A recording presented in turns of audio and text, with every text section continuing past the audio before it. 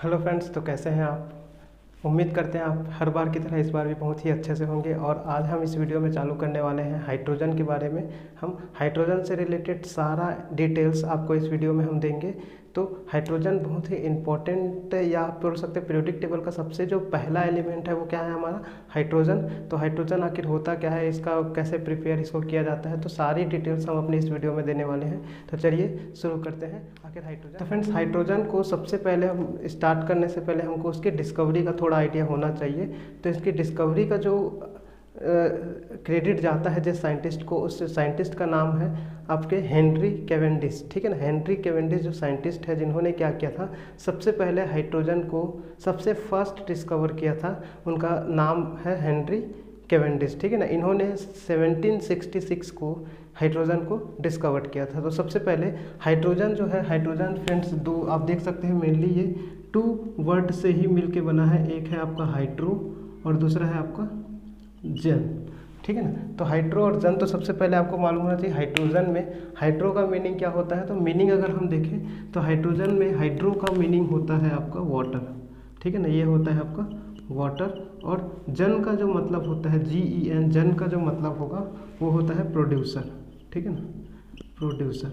तो उसी तरह से हम कह सकते हैं कि जो इसका ओवरऑल हम हाइड्रोजन का मतलब क्या होता है, तो वाटर प्रोड्यूसर। ठीक है ना, वाटर प्रोड्यूसर। ठीक है ना, तो जो भी चीज़ वाटर को प्रोड्यूस करता है उसे ही हम क्या कह देते हैं, हाइड्रोजन। और हम जानते हैं बहुत ही अच्छे से कि जो वाटर होता है जिसको हम H2O बोलते हैं, इसमें जो ऑक्सीजन के साथ जो दूसरा मेन कंपोनेंट होता है वो आखिर कौन होता है, वो आपका हाइड्रोजन ही होता है। तो हाइड्रोजन को सबसे पहले हम एक जनरल इन्फॉर्मेशन के लिहाज से देखें तो जो साइंटिस्ट है हेनरी कैवेंडिश, जिन्होंने 1766 में क्या किया था, इसको सबसे पहले डिस्कवर्ड किया था। और हाइड्रोजन का जो मीनिंग हो रहा है वो क्या हो रहा है आपका, वाटर प्रोड्यूसर। तो इस तरह से ये सबसे स्टार्टिंग बात है। अब हम आगे बढ़ते हैं, इसमें कौन कौन सी इसकी प्रॉपर्टी होती है, कौन कौन सा इसके बारे में, हाइड्रोजन के बारे में हम जानेंगे। तो फ्रेंड्स सबसे पहले जो आपका एटॉमिक सिंबल होता है हाइड्रोजन का, ठीक है ना, हम यहाँ लिखते हैं एटॉमिक सिंबल।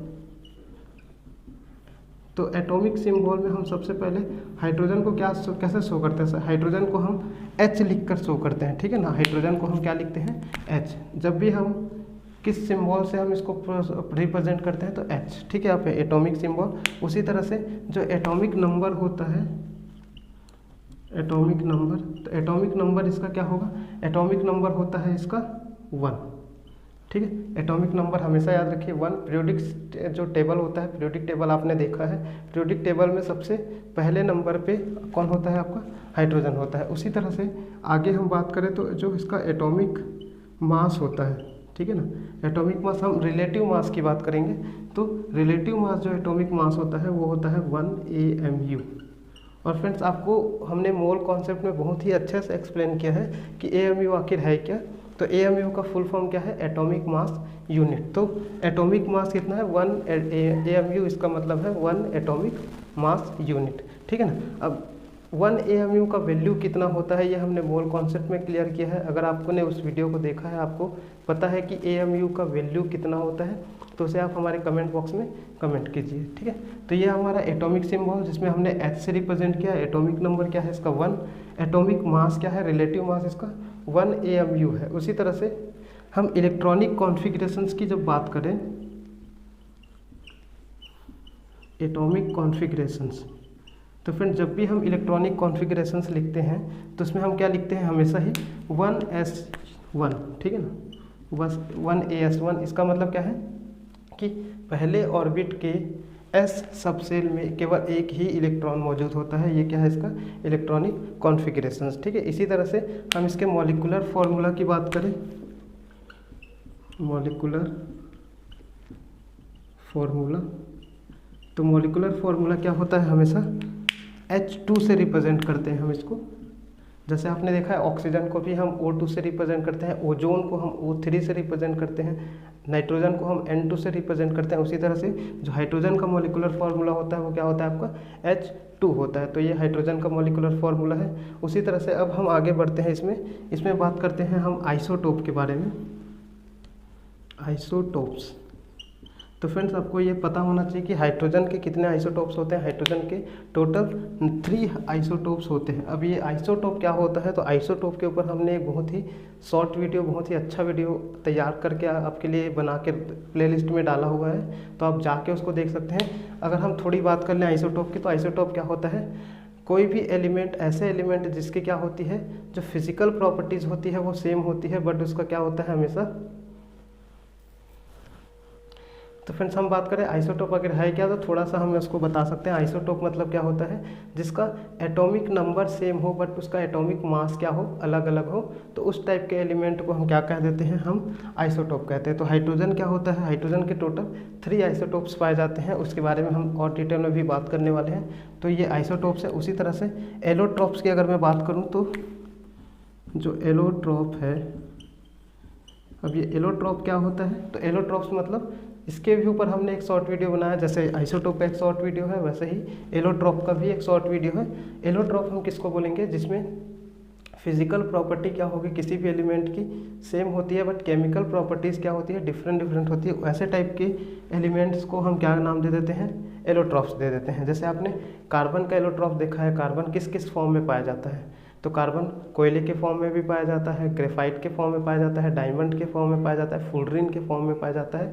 तो ये सभी क्या है, एलोट्रॉप्स हैं, सभी कार्बन, लेकिन सबके जो फिजिकल स्टेट है, फिजिकल प्रॉपर्टीज़ है, वो क्या है, डिफरेंट डिफरेंट है। कोई सॉलिड है तो कोई कम सॉलिड है, तो कोई बहुत ही ज़्यादा हार्ड है, तो अलग अलग चीज़ें हैं। तो वो एलोट्रॉप्स, जिसका फॉर्म डिफरेंट डिफरेंट होता है। तो आइसोटोप इनमें 3 थे, लेकिन एलोट्रॉप्स इसमें कितने होंगे, 2 होंगे। तो इस तरह से एलोट्रॉप्स में इसमें 2 है। और हम इलेक्ट्रोनेगेटिव प्रॉपर्टी की बात करें, तो जो इसमें इलेक्ट्रोनेगेटिव का जो नेचर है, ठीक है ना, यहाँ हम यहाँ लिख देते हैं इलेक्ट्रोनेगेटिव। तो इलेक्ट्रोनेगेटिविटी इसकी कितनी होगी, 2.1 होता है। इसका इलेक्ट्रोनेगेटिविटी कितना होता है, 2.1। इलेक्ट्रोनेगेटिविटी की बात का करें तो हम, ये होता क्या है इलेक्ट्रोनेगेटिविटी, तो बॉन्ड के इलेक्ट्रॉन को अपनी तरफ अट्रैक्ट करने का जो टेंडेंसी होती है, जो उसकी प्रॉपर्टी होती है, नेचर होता है, उसको ही हम इलेक्ट्रोनेगेटिविटी कहते हैं। तो हाइड्रोजन किसी भी बॉन्ड से अगर जुड़ा होगा, तो उस बॉन्ड के इलेक्ट्रॉन को अगर वो खींचना चाहे, तो कितने एट्रैक्शन से वो खींच पाएगा, इसको मेज़र करने के लिए हम इलेक्ट्रोनेगेटिविटी को यूज़ करते हैं। तो आपको मालूम है कि सबसे ज़्यादा इलेक्ट्रोनेगेटिविटी किसका होता है पूरे पीरियोडिक टेबल में, फ्लोरीन का, ठीक है। तो फ्लोरीन से तो कम ही होगा, ठीक है ना, लेकिन इलेक्ट्रोनेगेटिविटी जो हाइड्रोजन का होगा वो कितना होगा, 2.1 होगा। तो ये बिल्कुल जनरल इन्फॉर्मेशन है, जनरल डिटेल्स है, इसके बारे में क्वेश्चन आता ही है, मतलब इसका यूज़ करके ही आप हाइड्रोजन को अच्छे से समझ पाओगे। तो ये हमारा एक जनरल इन्फॉर्मेशन है, जिसको आप स्क्रीनशॉट ले लीजिए, और स्क्रीनशॉट लेके फिर इसको लीजिए, लिखिए, हम आगे बढ़। तो फ्रेंड्स अब आगे बढ़ते हैं। अब हम जानते हैं कि जो पीरियोडिक टेबल होता है हमारा, पीरियोडिक टेबल जिसमें कितने एलिमेंट्स होते हैं, टोटल नंबर ऑफ एलिमेंट्स होते हैं, उसमें 118 एलिमेंट्स होते हैं, हम जानते हैं। तो जो हमारा पीरियोडिक टेबल होता है, उस पीरियोडिक टेबल में आखिर हाइड्रोजन का पोजीशन क्या होता है, किस जगह पे हाइड्रोजन पाया जाता है। तो हम यहाँ देख सकते हैं कि जितने भी एलिमेंट हैं सभी एक ही जगह पे पाए जाएंगे, लेकिन हाइड्रोजन ही, ओनली हाइड्रोजन में ही एक ऐसा प्रॉपर्टीज़ कुछ ऐसी पाई जाती है कि वो उसको पूरे पीरियोडिक टेबल में हम 3 जगह पर रख सकते हैं। और वो 3 कौन कौन सा लोकेशन होता है, तो सबसे पहला जो लोकेशन होता है वो होता है आपका फर्स्ट ग्रुप। सबसे पहले हम उसको फर्स्ट ग्रुप में भी रख सकते हैं। फर्स्ट ग्रुप में रखने के साथ साथ हम उसको 14 ग्रुप में भी रख सकते हैं, और 14 ग्रुप के साथ साथ उसको हम 17 ग्रुप में भी रख सकते हैं, जिसको हैलोजन ग्रुप कहते हैं। तो इस तरह से ऐसी कौन कौन सी प्रॉपर्टी है जिससे मैच करने के कारण हम इन 3 जगह पे हाइड्रोजन को रख सकते हैं। तो सबसे पहले हम देखते हैं कि फर्स्ट ग्रुप में जो हमारा होता है, फर्स्ट ग्रुप में आखिर कौन कौन सा प्रॉपर्टी होता है, ठीक है ना। तो हाइड्रोजन का जो वैलेंसी है, आप देखेंगे यहाँ हाइड्रोजन की वैलेंसी, ठीक है ना, कितनी होती है, हाइड्रोजन की वैलेंसी होती है 1। और आप देखते हैं कि सोडियम की भी वैलेंसी कितनी होगी, 1, लिथियम की भी वैलेंसी कितनी होगी, 1। तो जितने भी फर्स्ट ग्रुप के जितने भी एलिमेंट्स हैं, इन जो फर्स्ट ग्रुप में कौन कौन सा होता है, वो होता है आपका, यहाँ लिख देते हैं हम, हाइड्रोजन है, लिथियम है, सोडियम, पोटेशियम, ठीक है ना, इससे भी नीचे है, लेकिन स्पेशली हम इसमें देखें तो पोटेशियम, रुबिडियम, सीजियम, तो जितने भी एलिमेंट है सबकी वैलेंसी कितनी होती है, 1 ही होती है, क्योंकि इसके आउटर मोस्ट सेल में लास्ट में एक इलेक्ट्रॉन होता है जिसको ये डोनेट कर देते हैं, ठीक है ना। तो सबकी वैलेंसी 1 होती है। उसी तरह से हम आगे बढ़ें तो जो और कौन सा प्रॉपर्टी मैच करता है हाइड्रोजन का, तो हाइड्रोजन का जो ऑक्सीडेशन नंबर है, ऑक्सीडेशन नंबर, तो हाइड्रोजन का जो ऑक्सीडेशन नंबर है वो कितना होता है, +1 शो करता है। उसी तरह से बाकी के भी जो मॉलिक्यूल या कंपाउंड्स होते हैं वो भी +1 ऑक्सीडेशन शो करते हैं। जैसे अगर हम बात करें तो जैसे HCl में हम बात करें तो HCl में जो हाइड्रोजन का जो ऑक्सीडेशन नंबर होगा वो कितना होगा, +1। उसी तरह से अगर हम यहाँ सोडियम से बात करें तो सोडियम क्लोराइड में भी जो सोडियम का जो ऑक्सीडेशन नंबर होगा वो भी कितना होगा, +1। तो यहाँ आप देख सकते हैं इसका भी +1, इसका भी +1। जितने भी कई सारे एलिमेंट ऐसे हैं जिसका जो ऑक्सीडेशन नंबर है हाइड्रोजन के ऑक्सीडेशन नंबर से मैच करता है, इसीलिए हम इसको फर्स्ट ग्रुप में भी रख रहे हैं, ठीक है। वैलेंसी भी मैच कर रही है, ऑक्सीडेशन नंबर भी मैच कर रही है। जो नेक्स्ट प्रॉपर्टी है वो है रिड्यूसिंग एजेंट। रिड्यूसिंग एजेंट, जैसे सोडियम एक अच्छा रिड्यूसिंग एजेंट होता है, वैसे हाइड्रोजन भी एक अच्छा, hydrogen is a good reducing agent, ठीक है ना। जैसे बाकी के एलिमेंट रिड्यूसिंग प्रॉपर्टी शो करते हैं, उसी तरह से हाइड्रोजन भी बहुत ही अच्छा रिड्यूसिंग प्रॉपर्टी शो करता है। तो आप देख सकते हैं मेनली देखा जाए तो 3 से 4 इससे भी ज़्यादा प्रॉपर्टीज़ क्या होती है, फर्स्ट ग्रुप से मैच करती हैं जितने भी एलिमेंट होते हैं, इसीलिए हम इसको कहाँ रख रहे हैं। और आप देखेंगे कि सभी के सभी एस ब्लॉक में है, हाइड्रोजन का भी इलेक्ट्रॉन किस में होता है, एस ब्लॉक में होता है। तो इसीलिए क्या होता है, इतनी प्रॉपर्टी मैच करने के कारण क्या होता है, उसको हम फर्स्ट ग्रुप में प्रेफर करते हैं, ठीक है ना। अब इसके बाद हम नेक्स्ट देखते हैं कि 14 ग्रुप के जितने भी एलिमेंट्स हैं उनसे कौन कौन सी प्रॉपर्टी मैच करती है हाइड्रोजन की, जिसके लिए हमको उसको 14 ग्रुप में भी रखना पड़ा। तो 14 ग्रुप में कौन कौन से एलिमेंट होते हैं, कार्बन होता है, सिलिकॉन, ठीक है ना, जर्मेनियम, ठीक है ना, ये सारे तत्व होते हैं।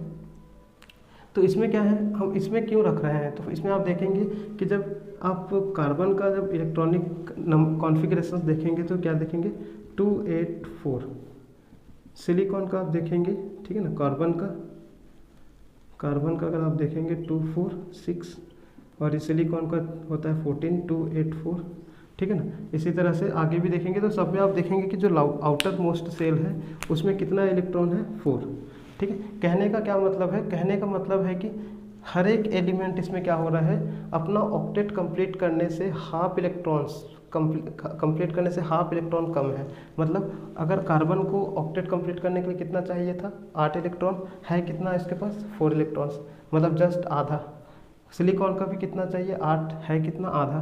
तो उसी तरह से अगर मैं हाइड्रोजन की भी बात करूँ तो हाइड्रोजन का भी कितना होता है, 1, ठीक है ना। इसको जो नियरेस्ट नोबल गैस है, तो नियरेस्ट नोबल गैस को का जो इलेक्ट्रॉनिक कॉन्फ़िगरेशंस है उतना पाने के लिए उसको 2 चाहिए, वो भी अपने नियरेस्ट नोबल गैस के इलेक्ट्रॉनिक कॉन्फ़िगरेशंस का हाफ फील्ड है, ठीक है ना। तो इसकी इस प्रॉपर्टी के कारण हम क्या कर रहे हैं, इसको 14 ग्रुप में भी रख सकते हैं। सभी देख सकते हैं अपने नियरेस्ट नोबल गैस के इलेक्ट्रॉनिक कॉन्फ़िगरेशन से आधे इलेक्ट्रॉन इनके पास हैं। जैसे हाइड्रोजन के पास होना चाहिए 1 है, लेकिन होना कितना चाहिए था, और मतलब स्टेबल होने के लिए 2, मतलब आधा कम है। कार्बन का कितना होना चाहिए था, लास्ट में 8 इलेक्ट्रॉन होना चाहिए था, लेकिन है कितना, 4 है। सिलिकॉन का भी 8 होना चाहिए था, लास्ट में है कितना, 4 है। तो नियरेस्ट नोबल गैस से जस्ट आधा इलेक्ट्रॉन होने के कारण इसको हम 14 ग्रुप में भी रख सकते हैं। साथ में जो नॉन मेटल का प्रॉपर्टी है,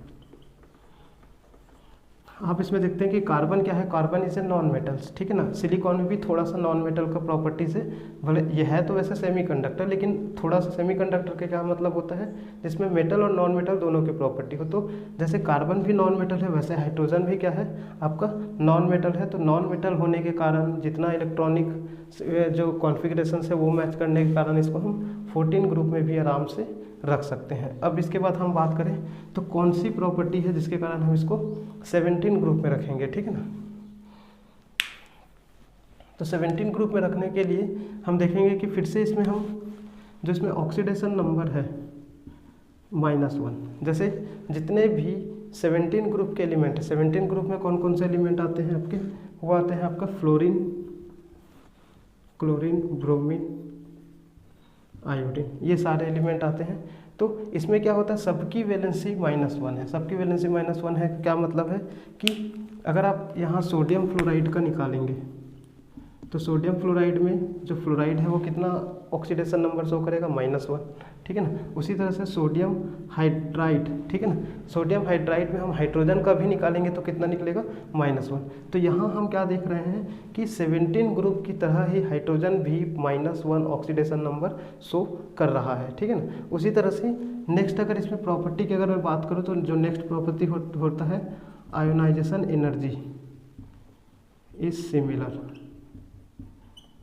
अप्रॉक्सीमेटली सिमिलर, ठीक है ना। अगर आप आयोनाइजेशन एनर्जी देखेंगे तो जैसे फ्लोरीन क्लोरीन ब्रोमीन की जो आयोनाइजेशन एनर्जी होती है लगभग उसी के आसपास उतना ही आयोनाइजेशन एनर्जी किसका होता है, आपके हाइड्रोजन का भी आयोनाइजेशन एनर्जी उतना ही होता है, इसलिए हम उसको भी वहाँ रख सकते हैं। तो ये भी एक हमारा प्रॉपर्टी जो है वो मैच कर रहा है। साथ में अगर हम और एक बात करें तो इसमें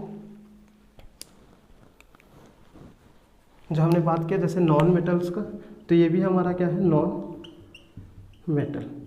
तो जैसे बाकी के एलिमेंट इसमें नॉन मेटल है, वैसे हाइड्रोजन भी आपका क्या है, नॉन मेटल है। तो हम देख सकते हैं कि फर्स्ट ग्रुप के भी एलिमेंट से ये कुछ ना कुछ प्रॉपर्टीज़ का मैच हो रहा है, 14 ग्रुप से भी मैच हो रहा है, 17 ग्रुप से भी मैच हो रहा है। इसलिए सही मायने में देखा जाए तो पूरे पीरियोडिक टेबल में जो हाइड्रोजन का जो लोकेशन है वो एक नहीं है, वो लगभग हम उसको 3 जगह पे आसानी से हम उसको रख सकते हैं। फिर भी प्रेफर कहाँ किया जाता है, प्रेफर किया जाता है, आपने देखा है कि पीरियोडिक टेबल में मेनली हाइड्रोजन को कहाँ रखा जाता है, फर्स्ट ग्रुप में ही रखा जाता है, ठीक। तो आप याद रखिए उसको, लेकिन फिर भी 3 जगह पे ये रखने की इसको मतलब संभावनाएं हैं, रखा जा सकता है क्योंकि प्रॉपर्टीज आर मैच। तो फ्रेंड्स अब हम बात करेंगे आइसोटोप्स के बारे में। आइसोटोप्स में हमने आपको शुरू में ही बता दिया था कि आइसोटोप हम किसको बोलेंगे। आइसोटोप क्या होता है, ऐसे एलिमेंट जिसका एटॉमिक मास क्या होता है, डिफरेंट होता है but atomic number are same, उसको हम क्या कह देते हैं, एटॉमिक आइसोटोप्स कह देते हैं। तो इसमें आप मेनली याद रखिए कि जो एटॉमिक नंबर है, एटॉमिक नंबर वो क्या होगा, सेम, बट एटॉमिक मास क्या होता है,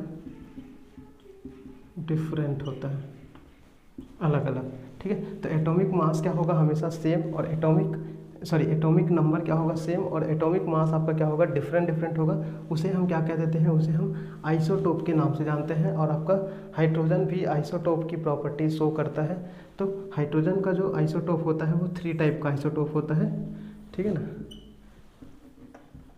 ठीक है, आइसोटोप्स ऑफ हाइड्रोजन। तो सबसे पहले हम एक को हम क्या बोल देते हैं, एक का नाम होता है प्रोटियम, दूसरे का जो नाम होगा वो क्या होगा आपका ड्यूटेरियम, और जो थर्ड आइसोटोप होगा उसका नाम होगा वो है आपका ट्राइटियम। तो फ्रेंड्स इसके बारे में क्या है, आपको प्रोटियम जो होता है, प्रोटियम को हम मेनली H से रिप्रेजेंट करते हैं, प्रोटॉन ही है एक प्रकार से, ड्यूटेरियम को हम D से, जबकि ट्राइटियम को हम T से रिप्रेजेंट करते हैं, ठीक है ना। अगर हम इसके एटॉमिक नंबर और एटॉमिक मास की बात करें तो हम इसको कैसे रिप्रेजेंट करेंगे, H11, जबकि इसमें क्या है D12 और इसमें क्या आ जाएगा T13। तो इसमें आप क्या देख सकते हैं, इसमें हमको ये मालूम चल रहा है कि हाइड्रोमियम है, ठीक है ना, इसी को हम प्रोटियम भी कहते हैं। तो प्रोटियम क्या होता है आपका, प्रोटियम में जो इसमें एटॉमिक नंबर है, एटॉमिक नंबर इसमें 1, इसमें भी आप देखेंगे 1, और इसमें भी क्या है 1। तो तीनों में जो एटॉमिक नंबर है वो क्या है, सेम है, बट इसमें जो रिलेटिव मास है, ठीक है ना, रिलेटिव मास जिसको मैं एटॉमिक मास बोल रहा हूँ, रिलेटिव एटॉमिक मास, इसमें आप देख सकते हैं 1 है, इसमें 2 है, और इसमें कितना है 3 है। तो इसमें हमको मालूम चल रहा है कि हाइड्रोजन के 3 आइसोटोप है, तीनों में क्या देख रहे हैं कि एटॉमिक नंबर सेम है, सब में 1 1 1, लेकिन जो रिलेटिव मास है 1 2 3 अलग अलग है, मतलब डिफरेंट है, इसीलिए ये आइसोटोप शो करता है। अगर हम इसमें इलेक्ट्रॉन और प्रोटॉन की बात करें, ठीक है ना, तो ये है आपका इलेक्ट्रॉन और प्रोटॉन। तो इसमें फ्रेंड्स इलेक्ट्रॉन 1 होगा, इसमें भी इलेक्ट्रॉन और प्रोटॉन 1 होंगे, इसमें भी 1 होंगे, ठीक है। लेकिन जब हम बात करते हैं न्यूट्रॉन की, तो न्यूट्रॉन इसमें कितना हो जाएगा, न्यूट्रॉन इसमें होगा 0, इसमें 1, और इसमें हो जाएगा 2, ठीक है ना। और याद रखिए प्रोटियम और ड्यूटेरियम क्या होते हैं, स्टेबल होते हैं, बट जो ट्राइटियम है वो कभी भी स्टेबल नहीं होता, ठीक है ना, नॉन स्टेबल, ये स्टेबल नहीं होता और बहुत ही कम मात्रा में पाया जाता है। तो आइसोटोप में ये 3 प्रॉपर्टीज़ है। इसमें इलेक्ट्रॉन प्रोटॉन न्यूट्रॉन की भी आपको जानकारी होनी चाहिए। इलेक्ट्रॉन प्रोटॉन सब में 1 ही होगा, लेकिन न्यूट्रॉन इसमें 0, प्रोटियम में 0, ड्यूटेरियम में 1 और ट्राइटियम में 2 पाया जाएगा। तो इस तरह से ये आइसोटोप्स होते हैं किसके, हाइड्रोजन के। तो आइसोटोप को जानने के बाद अब हम बात करते हैं एलोट्रॉप्स के बारे में। एलोट्रॉप्स क्या होता है, जो अलग अलग फॉर्म में पाया जाए उसको हम क्या बोलते हैं, एलोट्रॉप्स। जैसे एक से ज़्यादा रूप में पाया जाना, जो भी चीज़ एक से ज़्यादा रूपों में पाया जाएगा उसको हम क्या बोलेंगे, एलोट्रॉप्स। मैंने आपको बताया था कि कार्बन का जो एलोट्रॉप्स है वो है डायमंड है, आपका ग्रेफाइट है, कोयला है। तो ये सब सारी चीज़ें क्या होती हैं, अलग अलग फॉर्म में होती हैं। भले ही सबके सब क्या है तो मेनली कार्बन ही, लेकिन इनका जो फॉर्म है, जो रूप है वो क्या है, डिफरेंट डिफरेंट है, इसीलिए इनको एलोट्रॉप बोलते हैं। तो हाइड्रोजन के भी 2 एलोट्रॉप्स पाए जाते हैं। सबसे पहला जो एलोट्रॉप होता है उसको हम बोलते हैं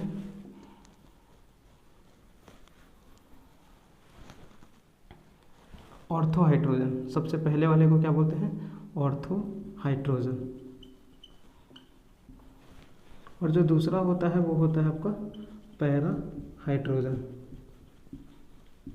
तो ऑर्थो हाइड्रोजन और पैरा हाइड्रोजन आखिर है क्या, तो आप क्या करेंगे, जब हाइड्रोजन का मॉलिक्यूल होता है, मॉलिक्यूल मतलब हम क्या बोलेंगे, 2 हाइड्रोजन के एटम जब जुड़ते हैं तब जाके हाइड्रोजन का मॉलिक्यूल तैयार होता है। तो आप देख सकते हैं कि यहाँ से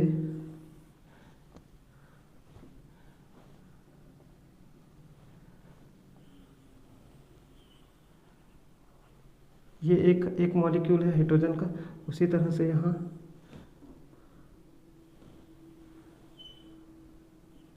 ये दूसरा हाइड्रोजन का मॉलिक्यूल है, ठीक है ना। यहाँ लिख देते हैं H2 मॉलिक्यूल, उसी तरह से ये भी क्या है, H2 मॉलिक्यूल।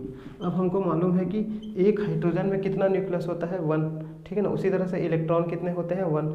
तो यहाँ 2 हाइड्रोजन है तो इलेक्ट्रॉन भी कितने होंगे, 2।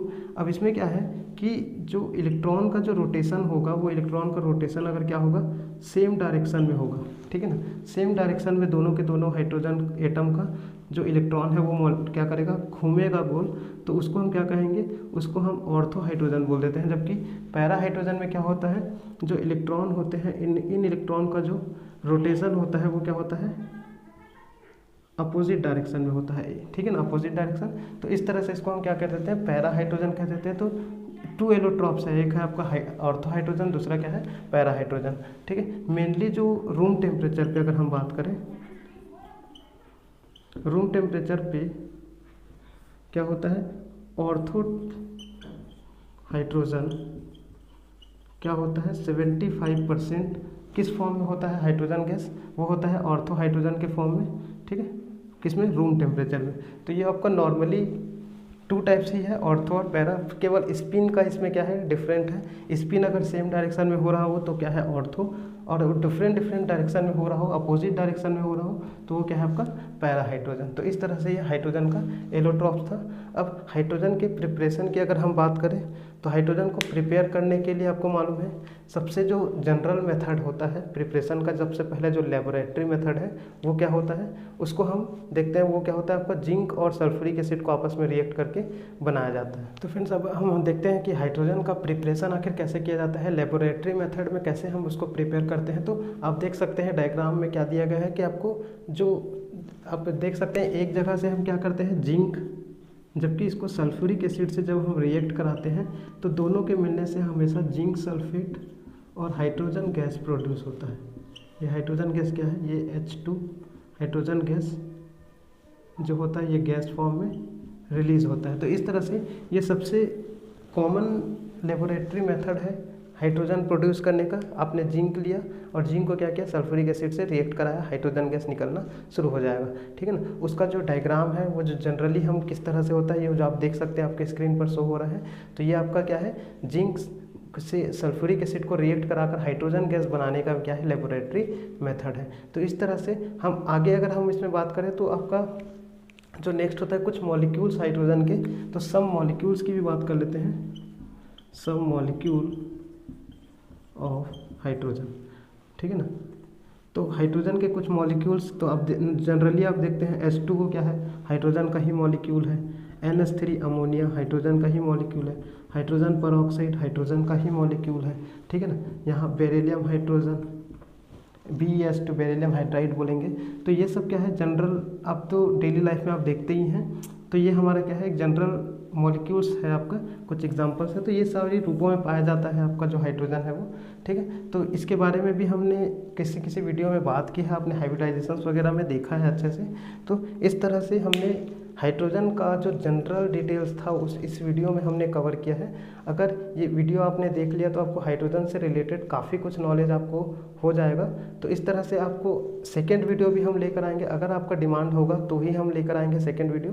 तो अगर आप चाहते हैं कि सेकेंड वीडियो चाहिए तो कमेंट कीजिए, तब हम क्या करेंगे, इसका सेकेंड पार्ट भी हम बना के आपके लिए प्रोवाइड करवाएंगे। तो ये हमने काफ़ी कुछ कवर कर दिया इस वीडियो में। तो मिलते हैं फ्रेंड्स नेक्स्ट वीडियो में।